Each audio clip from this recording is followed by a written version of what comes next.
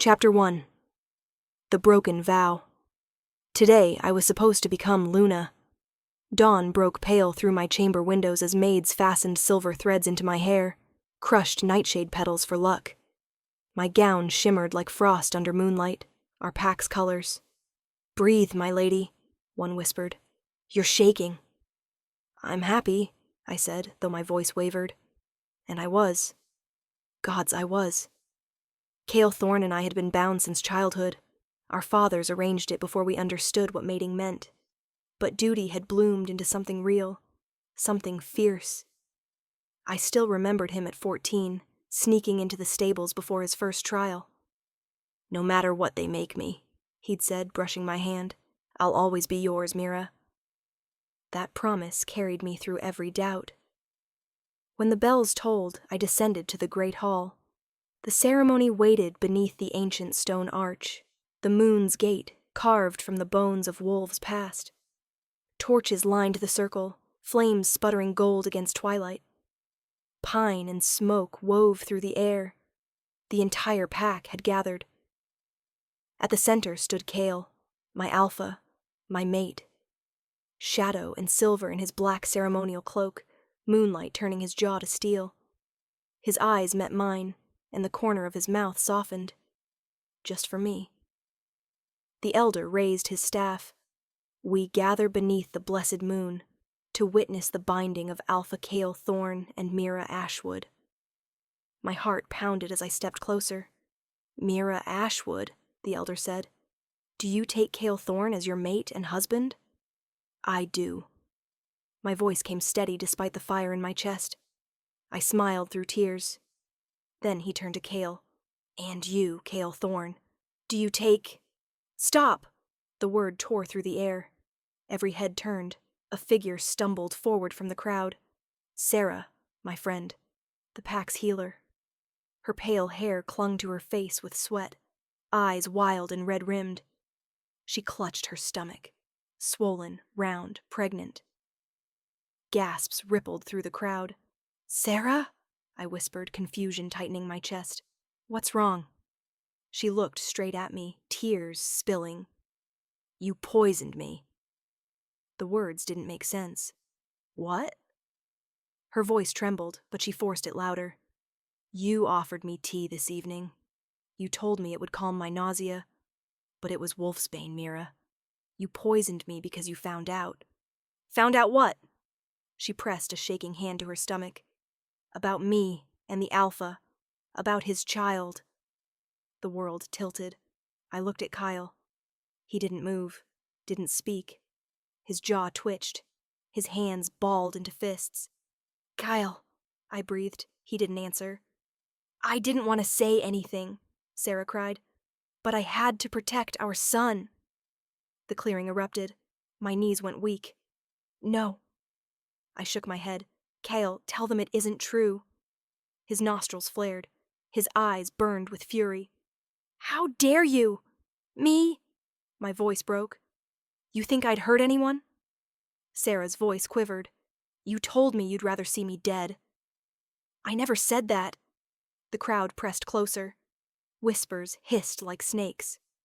"My—" Father stood at the edge, his face pale with shame. He didn't defend me. I looked at Kale, desperate. "Please, you know me." But he was no longer the boy who laughed with me beneath the moon. His gaze was cold. "You offered her tea?" he asked, voice low. "I always do. It's tradition." His hand slammed onto the altar. "Silence!" I flinched. He took a step forward. "You dared to harm the mother of my child." "Your what?" The words tumbled out. "Kyle, you betrayed me." Sarah clutched his arm. "Please don't hurt her. She was jealous." The elder tried to speak, but Kyle's growl silenced him. "You're not fit to stand as Luna," he said. "You've shamed the pack." I shook my head, tears finally spilling. "No, you've shamed it. You and your lies." He towered over me now. "Enough." And that's when I understood. This had been planned. Every secret meeting with Sarah. Every whispered excuse. The poison wasn't in the tea. It was betrayal. "Do you think the moon will bless you after this?" I asked quietly. "A liar and a coward?" Kale's face darkened. "You dare speak of the moon after what you've done?" "What I've done?" My voice rose. "You're standing beside your mistress and you dare accuse me?" Sarah whimpered. "Please don't hurt me." The performance was flawless. The elder's staff struck the ground. "Enough!" But the crowd was roaring now, calling for punishment, for justice, for blood. I searched desperately for one friendly face, but every eye had turned against me. "I didn't poison her," I said, voice trembling.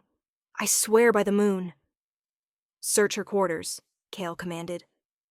Minutes later, a guard returned holding a small vial. Purple residue clung to its rim. "Found beneath the Luna's wash basin." Gasps filled the air. Kale's eyes blazed. "You liar!" He held the vial high. "For this crime, you shall be punished.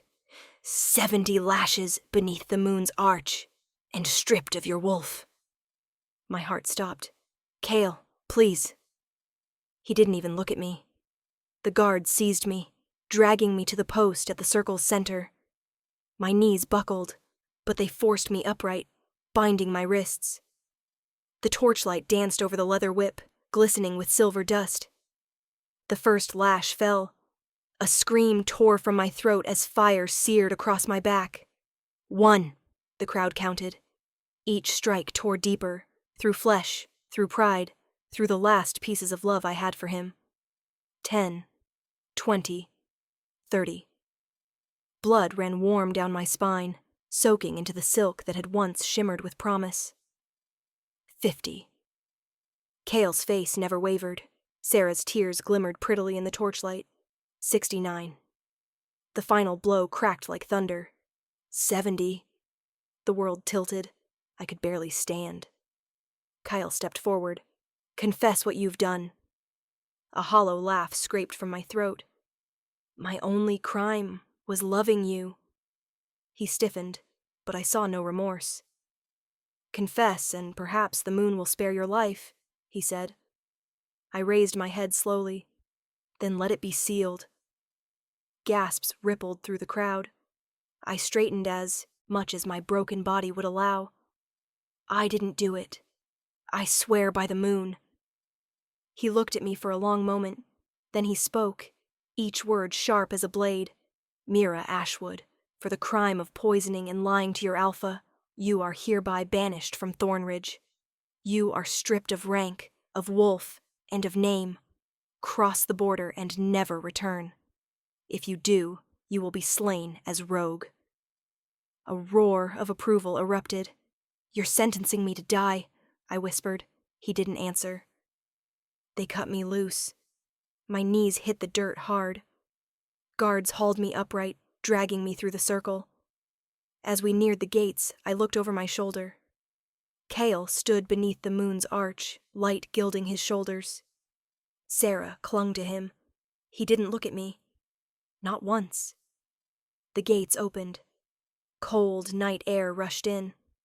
The guards shoved me beyond the threshold, and the iron doors slammed shut with a sound like the end of the world. I stumbled to my knees, clutching the torn earth. The forest loomed ahead, dark, endless. Somewhere in its depths, I could hear the howls of rogues, hungry, savage, waiting. Tears burned down my cheeks. I had no wolf, no pack, no name, nothing left to lose. Yet beneath the pain, something ancient stirred.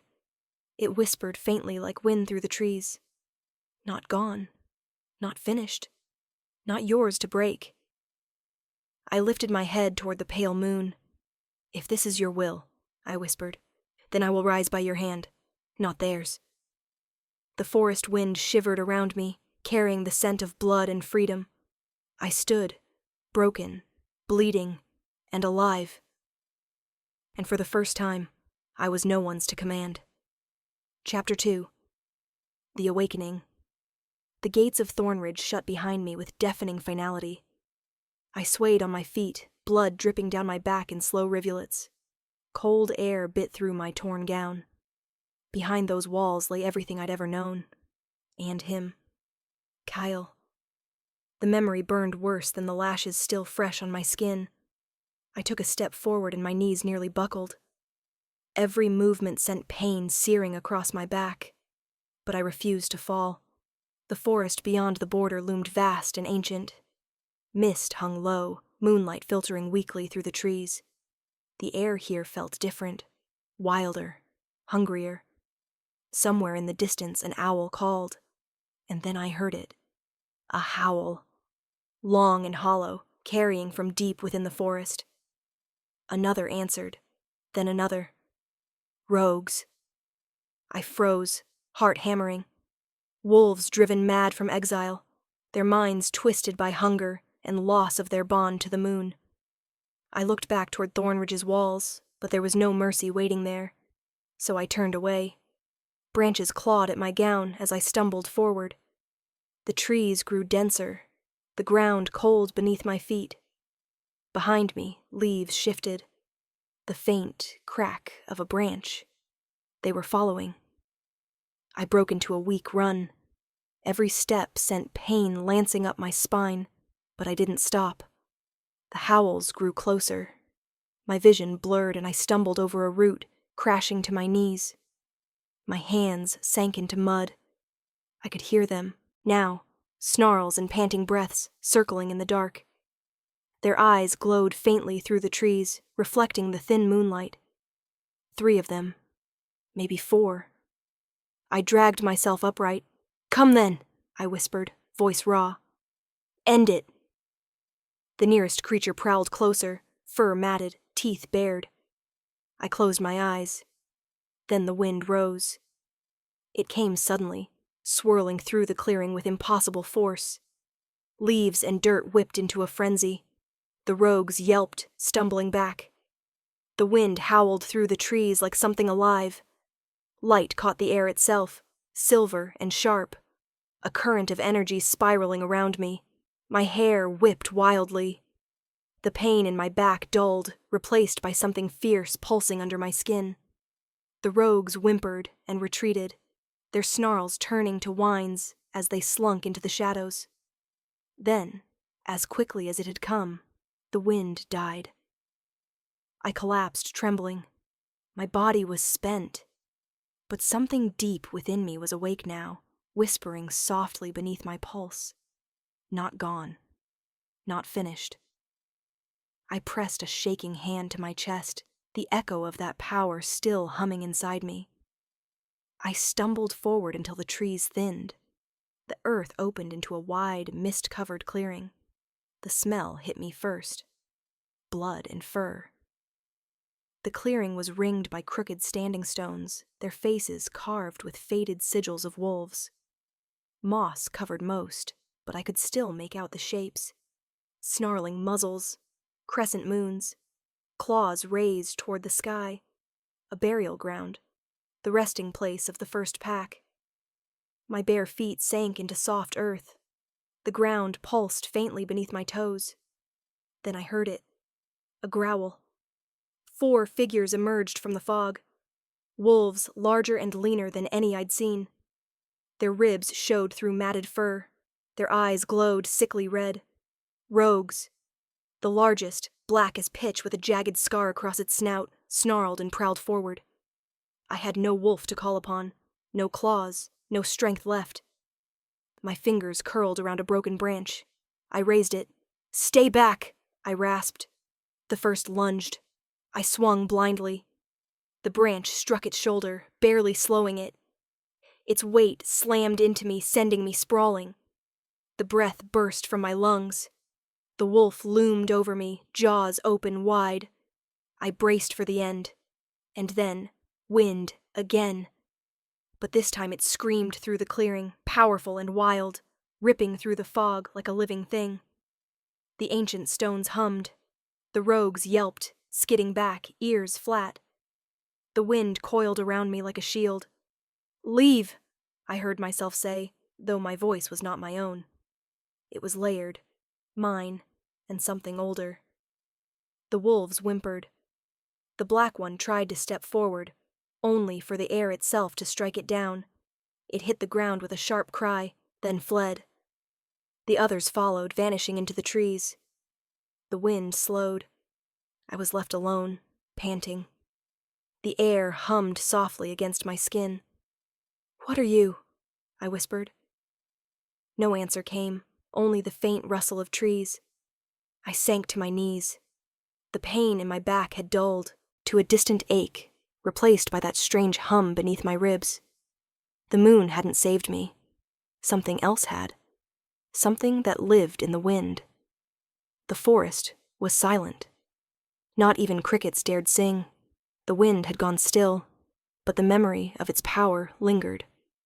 Then, softly, it came, a whisper, not sound exactly, but breath against my ear. Mira Ashwood. My blood turned cold. I spun around. "Who's there?" The forest didn't answer, but the air did. A sigh, soft and endless. Child of the broken moon. The voice was a woman's, low, melodic, ageless. The kind of voice you felt, sinking straight into bone. "Show yourself," I demanded. Branches swayed though no wind stirred them. The standing stones groaned softly, their sigils glowing with silver light. "You call for the moon who turned her face away," the voice murmured, "but it was not she who made you. Not truly." "I don't understand," I whispered.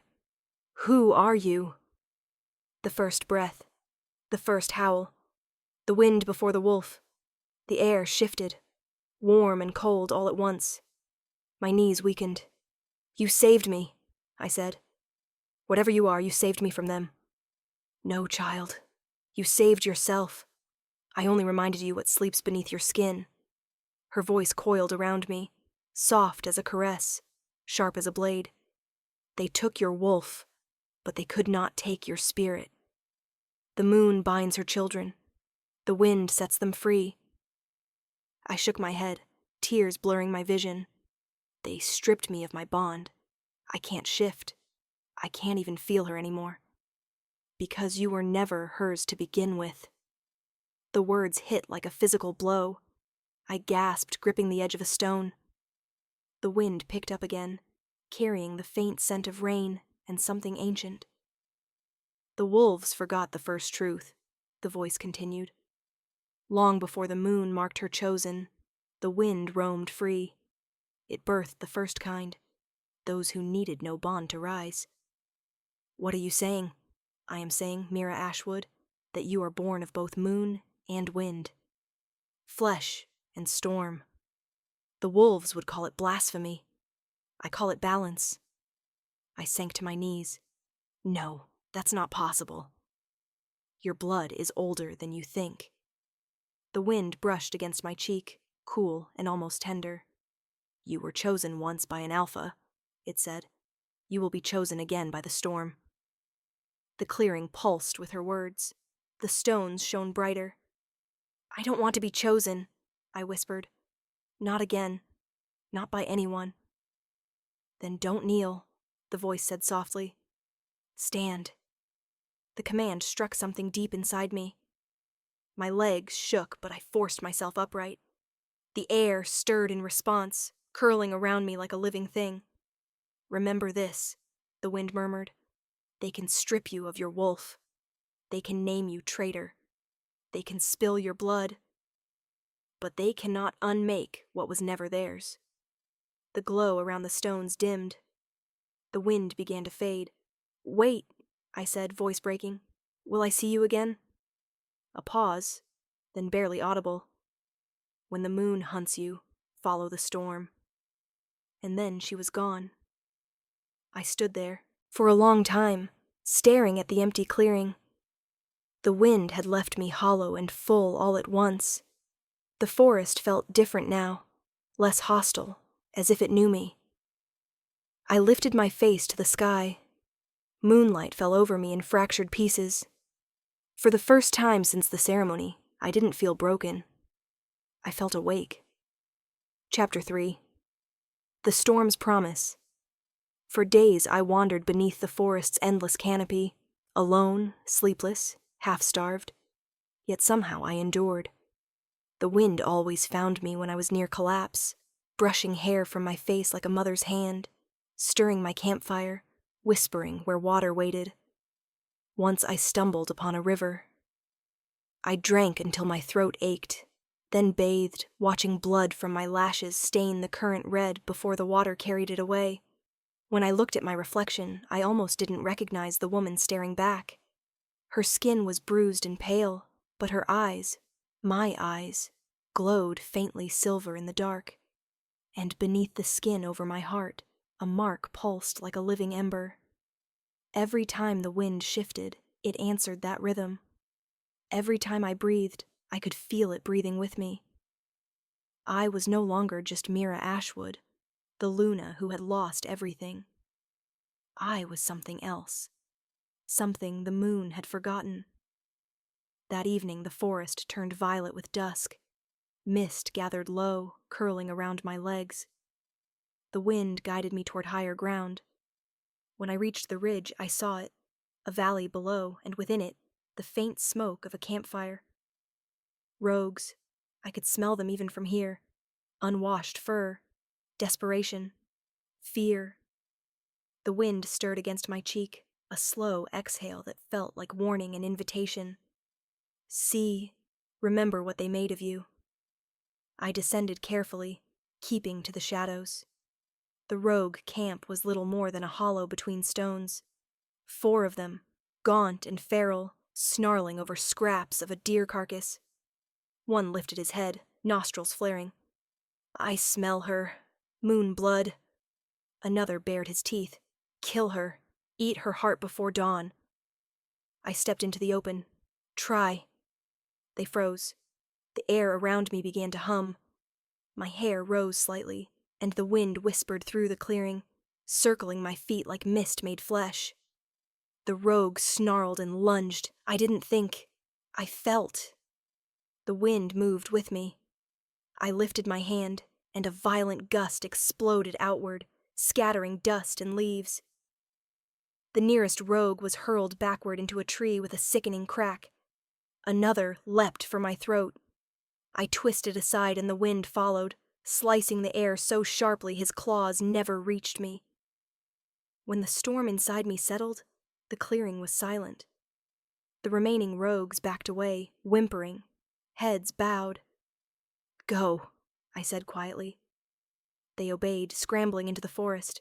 When it was over, I stood trembling, hands still outstretched. The air was warm, buzzing against my skin. I didn't mean to, I whispered to the wind. But it only answered with a low murmur, content, almost proud. The broken rogue at the tree groaned. He wasn't dead. His eyes were human now, clear. You, he rasped. You carry the old mark.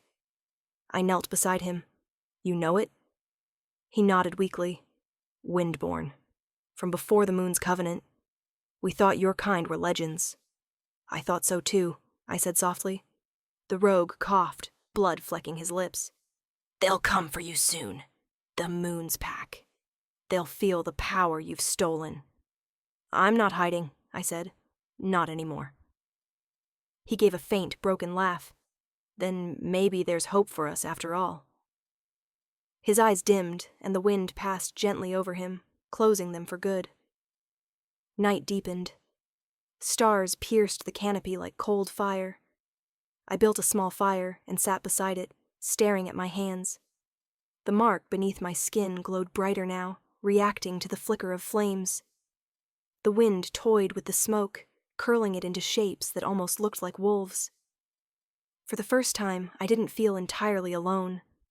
And far to the north, across the mountains, thunder rolled, slow, deliberate, echoing like a heartbeat. It was answering me. Kale's POV. The storm had been raging for 3 nights. It wouldn't stop. Thunder rolled until it shook the bones of the keep. Every strike of lightning lit the forest like a wound that wouldn't close. I stood on the western wall, cloak snapping in the wind, rain biting at my face. The scent of ash clung to the air, but beneath it, something else. Wild, untamed, not moonborn, something older. She won't let it rest, a voice said behind me. Sarah. I didn't turn. I knew her scent. Herbs, healing oils, the faint metallic tang of power she shouldn't have. She moved around the keep like it already belonged to her. It's just a storm, I told her. No storm lasts 3 days, she replied, voice soft and sharp. You've felt it too, haven't you? The wind. It feels like rage. I said nothing because she was right. I had felt it. Every gust burned under my skin. The mark on my wrist, the one the moon carved into me when I took my vows, throbbed with something cold. Wrong. It whispered like it remembered my name. She stepped closer, laid a hand on my arm. You did what you had to. If you'd shown mercy, they would have thought you weak. I didn't ask for your counsel. Her fingers tightened, then fell away. You think I don't see it? You barely sleep. You wake calling her name. I don't. The word ripped from my throat. The moon forgives Kyle, she said, but the wind doesn't. If she's still out there, she's not. I forced my voice steady. She couldn't have survived. The lie tasted like iron. I saw her again in the firelight of my memory, kneeling, blood streaming down her back, eyes wide with disbelief. The woman I loved. The woman I condemned. The sound she made when the first lash struck still echoed in me. But she lied. She betrayed me. Didn't she? Thunder cracked again, shaking the stones under my boots. I stared into the trees, half expecting to see her standing there. Then explain the storm, Sarah said. I didn't answer. Couldn't. Because the truth crawled at the edge of my mind. This wasn't a moonstorm. It didn't smell of sanctity or wrath. It smelled of her. I'll end it, I muttered. What? Whatever it is, I said louder, pulling free of her. I'll end it. I walked away before she could speak again. The elder waited in my chamber when I returned, sitting by the fire. You feel it too, I said. He nodded. The balance shifts. The moon is restless. Something old stirs in the wind. I poured wine, my hands shaking. The rogues are gathering near the border. They never come this close unless something drives them.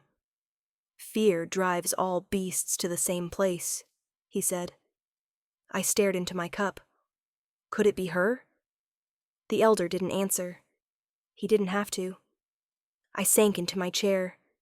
The mark on my wrist burned beneath the skin, pulsing like it remembered her name too. The pack believed what I did was justice. The elder said the moon demanded it. But the storm outside didn't feel like justice. It felt like judgment. Find out what's in that forest, I said finally. If it's rogues, if it's spirits, I don't care. I paused, swallowed the last of my wine. But if it's her? The words died halfway up my throat. The elder looked at me. If it's her? I stared into the flames. Then I'll finish what the moon started. Thunder answered, shaking the windows. The wind slammed through the room, snuffing out half the candles in an instant. I froze. For just a moment I heard it, a whisper in the storm. Faint. Feminine. Familiar. You can't kill the wind, Kyle. My blood ran cold. The mark on my wrist burned hotter. And for the first time since the ceremony, I wasn't sure which of us the moon truly cursed. Mira's POV. The storm hadn't slept. It moved with me. The trees groaned as if they could feel my heartbeat. Every gust pulsed in rhythm with the mark beneath my skin. I sat beneath a great oak, cloak drawn tight. The fire I'd built earlier had died, drowned by rain, but the wind kept me warm. When I exhaled, the air exhaled with me. When I closed my eyes, it whispered, "He feels you." I lifted my head, breath caught. The forest hummed in response. "Who?" I whispered. The answer came not in sound, but sensation. Heat flaring through the mark over my heart, shooting outward through the storm like invisible thread pulling taut. I gasped, clutching at my chest, and then I saw him. Not with my eyes, but in the flash of lightning behind my closed lids. A stone wall, rain slashing sideways, a man standing alone, his head bowed, his jaw set. Kyle. I could feel his heartbeat pounding through the connection, uneven and angry. I pressed my palm over the mark. You can hear me, can't you? The wind hissed through the trees in answer. The bond was still there. It shouldn't have been. When he stripped me of my wolf, that tie should have broken. But it hadn't. The moon had severed my flesh, not my soul. The wind had taken the rest, and now it wove itself through the remnants of our bond, twisting it into something new, something the moon could never touch. I reached out through the storm, not with words, but will. You can't kill the wind, Kyle. I didn't mean to think it. It simply was, the truth burning through me. The storm answered. Lightning flared so bright the sky split open. Thunder that followed rolled like the growl of something alive. I laughed softly, breathless. So you feel me now? Good. The wind coiled tighter, whispering in voices that all sounded like mine. He feels you. He fears you. Then let him. I rose from where I'd been kneeling, rain plastering my hair to my face. The mark over my heart glowed through the soaked fabric, silver and faintly gold. I loved you once, I whispered to the sky. I bled for you, but that woman is gone. The wind lifted, strong enough to push back the rain. Leaves tore from branches and spiraled upward in a circle around me. Now, when I call to the storm, I whispered, it listens. I raised my hand and the air shuddered. Clouds twisted.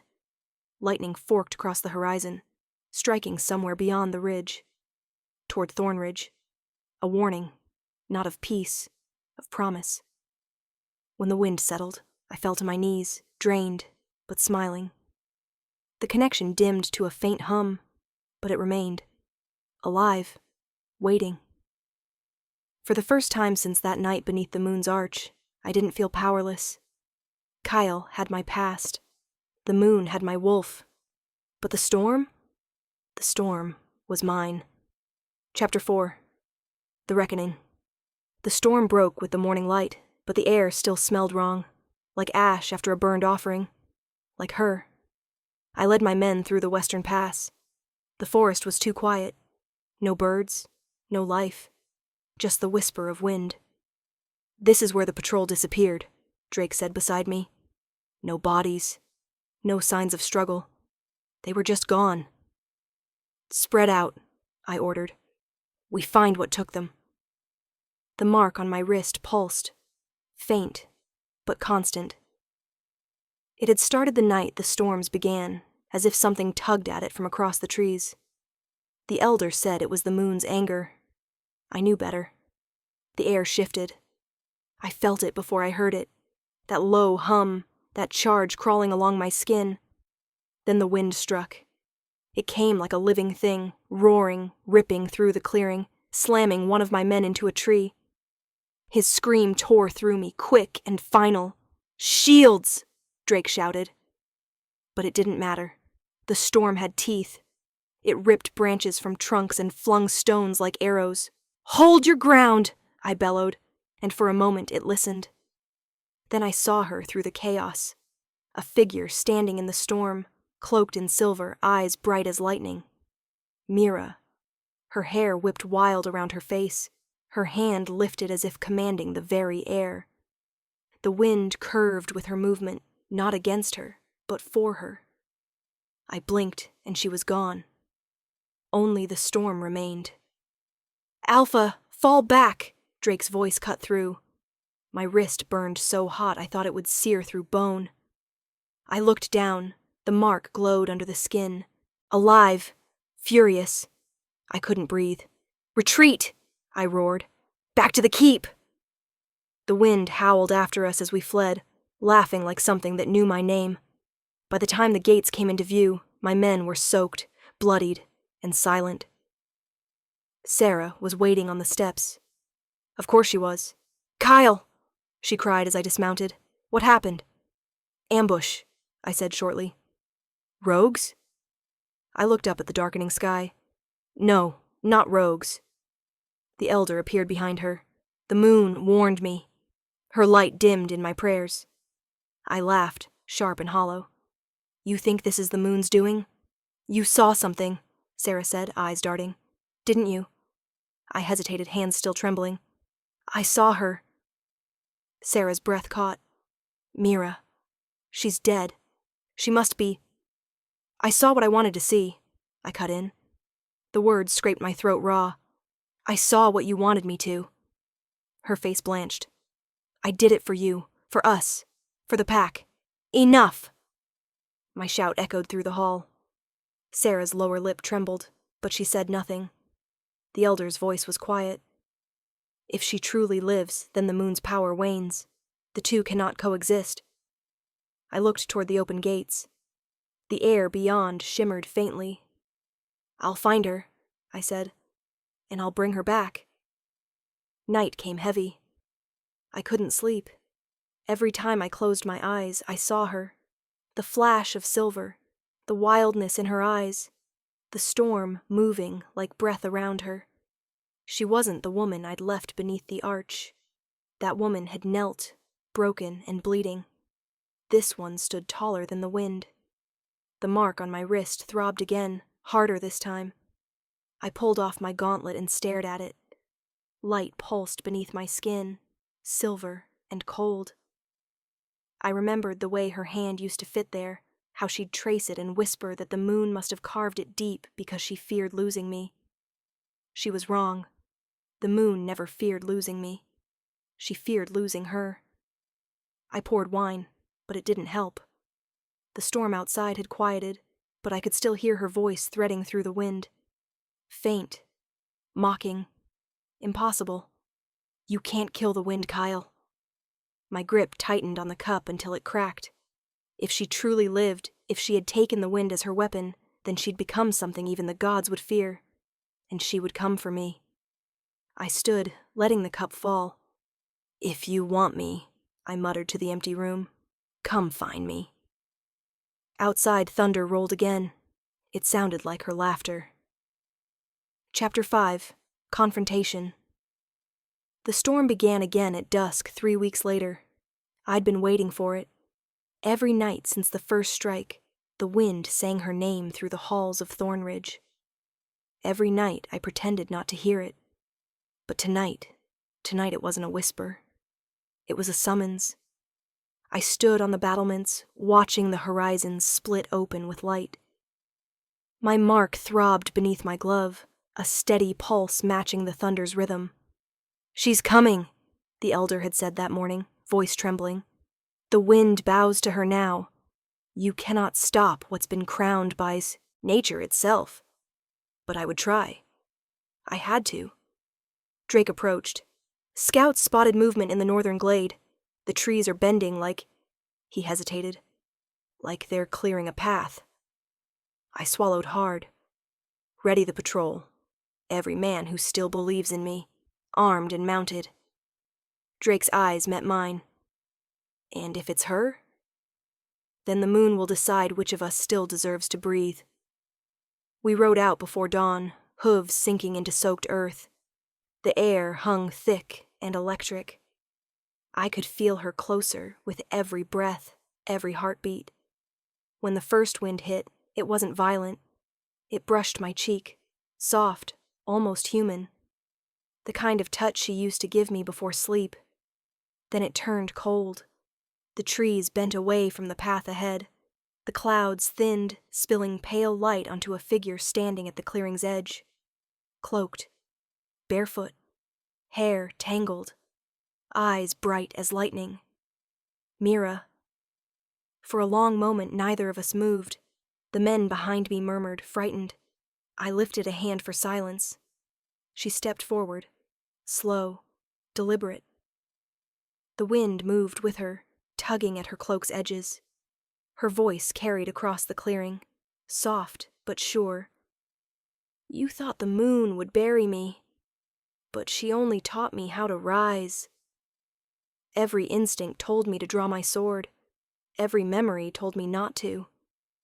You shouldn't have come back, I managed, her lips curved in something that wasn't quite a smile. You shouldn't have betrayed me. The wind coiled tighter, circling her like a living shield. 70 lashes, she whispered. Do you remember each one? I did. Gods help me. I remembered every scream, every drop of blood, every time I told myself it was justice. I gave you mercy, I said.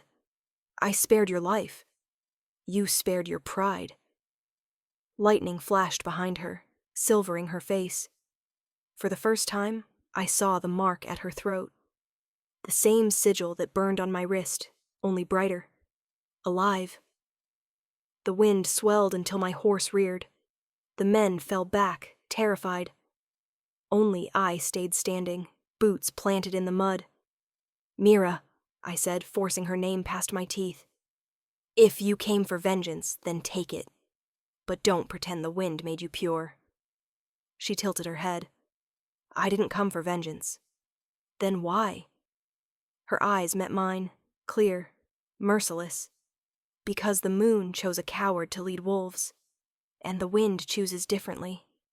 She lifted her hand. The air trembled. Every torch in the forest went out. The wind tore through the clearing like a beast unleashed. One blink and we stood beneath the arch, the same cursed place where I'd stripped her of everything. Only now it wasn't my ground anymore. Lightning flared overhead. The arch groaned like something ancient waking. Mira stepped forward. Her cloak fell, revealing scars that shimmered faintly. Silver lines running across her back like lightning-made flesh. Every lash I'd given her had healed into light. The men behind me whispered prayers. I silenced them with a raised hand. This was between us. You brought me here once, she said quietly, to destroy me. My throat tightened. I brought you here to protect the pack. Her laugh was low and broken. That's the lie you tell yourself when you can't face what you are. The wind swirled around her, lifting her hair. You don't understand, I said. Sarah? Sarah? Her eyes burned brighter. You still think this storm is about her? The ground shook. The arch pulsed with white light. You didn't poison her, I said. The words scraped out like confession. I know that now. But if I'd doubted her, if I'd hesitated, my father's counsel would have torn my command apart. I had to choose the pack. Her expression didn't change, and you chose yourself. I chose survival, I shouted. Ours. Peace built on the bones of your Luna, she said softly. The words hit harder than any blade. The wind rose in a spiral around her, lifting leaves, branches, ash. Mira, I said quietly. If you kill me, the pack will scatter. They'll turn feral. I don't want your death. She raised her hand. I want your surrender. I almost laughed.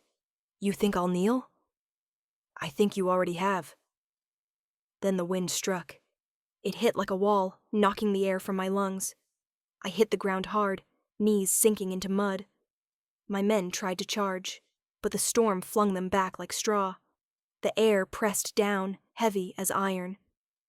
The mark on my wrist burned, bright, furious, alive, and then dimmed. When I looked up, she stood over me, rain streaking her face. The wind circled us in a perfect ring.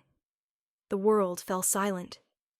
Her hand hovered before my chest, and I felt it, the pulse that bound us, the faint thread of power between our souls. She could have ended me. She didn't. Instead, she whispered, You were my mate once. My friend. My ruin. Her hand lowered to my heart, and I forgive none of it. The wind exploded outward. The arch cracked, lightning carving through its spine. I collapsed as the air was ripped from my lungs. The storm faded, leaving only the echo of her voice. When I opened my eyes, she was gone. The rain had stopped. The arch lay broken, split in two. And through the silence, I finally heard what I'd been deaf to all this time. The pack howling. In mourning. Not for me. For her. Epilogue. The fall. By the time I returned to Thornridge, the moon was bleeding. It hung low above the keep, red and swollen like a wound in the sky. The gates creaked open at my command, but no one met me at the threshold. No guards, no servants. Only silence, thick as death. The courtyard smelled of burnt sage and blood. Inside the great hall, the hearth was dark. The elder sat near it, motionless, face pale and drawn. At his feet lay Sarah. Her body was curled like a child's. The silver thread still braided through her hair, but her eyes were open, wide, glassy, unseeing. Her lips were blackened. Her throat marked by a crescent-shaped brand that shimmered faintly. The moon's mark. I froze. What happened? The elder didn't look up. Justice. I stared down at her, at the faint scent of wolfsbane still clinging to her fingers. She confessed? I asked. She didn't need to. The old man's voice was barely a whisper. The moon heard what the wind already knew. I knelt beside her, the floor cold beneath my knees. This was the woman I destroyed everything for, whose lies I turned into law, whose false tears had rewritten truth. And now she was nothing. She claimed to carry your child, the elder said, but there was none. My chest constricted. What? He raised his gaze. The moon leaves no heirs to deceit. The words settled over me like frost. I felt nothing and everything all at once. Rage, sorrow, disbelief, but most of all, emptiness. I rose to my feet. The pack? I asked. They know, he said. They've seen the sky. They've heard the storm. They know who commands the wind now. I closed my eyes. Mira, the woman I'd branded as traitor, was now the chosen of the elements, the living will of the moon's balance. And I was her ruin. The elder's voice broke through the quiet. You can stay and watch them turn against you, or you can leave and let the legend grow. I looked toward the hall's doors, where dawn's first light crept through the cracks. The decision wasn't really mine to make. It had been made the night I raised the whip. I unfastened the alpha sigil from my cloak and laid it on the table beside Sarah's body. The silver insignia gleamed once, then dimmed. Tell them, I said softly, that the alpha of Thornridge fell by the moon's decree. The elder bowed his head. And where will you go? I turned toward the gates where the wind still lingered, where the wind still remembers me. The courtyard opened before me, the forest stretching beyond, wild, dark, alive. I could feel her there, watching. The mark on my wrist flickered once and went still. I never meant to become your monster, I whispered to the storm. But if that's what I am, then may the wind have mercy. The breeze stirred in answer, gentle, almost kind. Then it faded, and I walked into exile. Many years later, they say an alpha still roams the northern woods, half man, half ghost. They say he howls when the wind rises, calling for the Luna who became legend. But the wind does not answer him. It only carries her name. Mira. Thank you for listening to this story. If you enjoyed it, please like and subscribe for more tales of magic, betrayal, and redemption. Until next time, may the wind be at your back.